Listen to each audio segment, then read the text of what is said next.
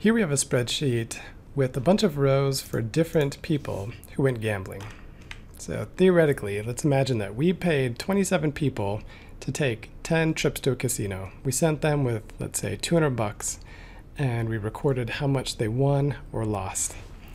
And we want to figure out who's really good at gambling. So maybe we can bankroll them, have them work for us, and bleed the casinos dry, gambling for us. So let's go ahead and create a Sparkline specifically for this. So we'll select all of our data, then we'll go to Insert, and we're going to choose the Win-Loss Sparkline, because we want to know if these people won or lost money. So choose where you want the Sparkline to be placed. I'm just going to select the values in column L right next to my data and click OK. And now I see the win-loss is just binary. So if it's a positive number, it's going to be above the line. If it's a negative number, it's going to be below the line. So did anyone have good luck? So we can kind of glance through this and quickly see that player 25 had terrible luck. We see a really big red bar there. We had some people who maybe had some good luck, like player 10 started to get hot at the end because I can see they've got several values that are positive.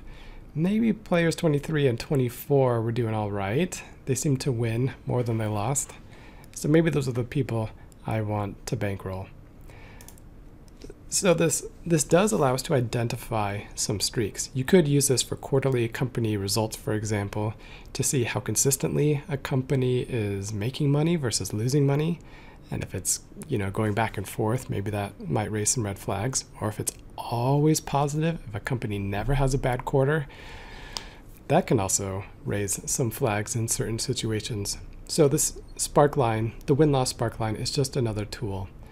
Now, just for fun, what if we clear this? Design. We'll clear it. What if we select all this data? What would be better if we went to Insert, Column Sparklines? Is that better or worse? Now, we definitely want to show negative points.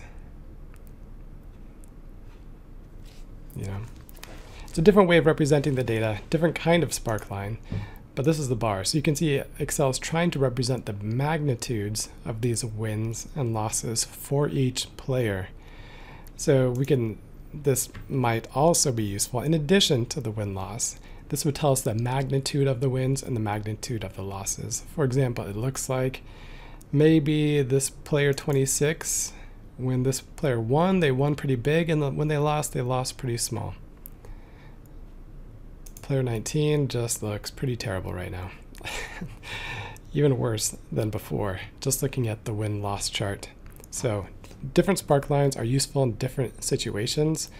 They're both, all these Sparklines are appropriate for visually representing your data.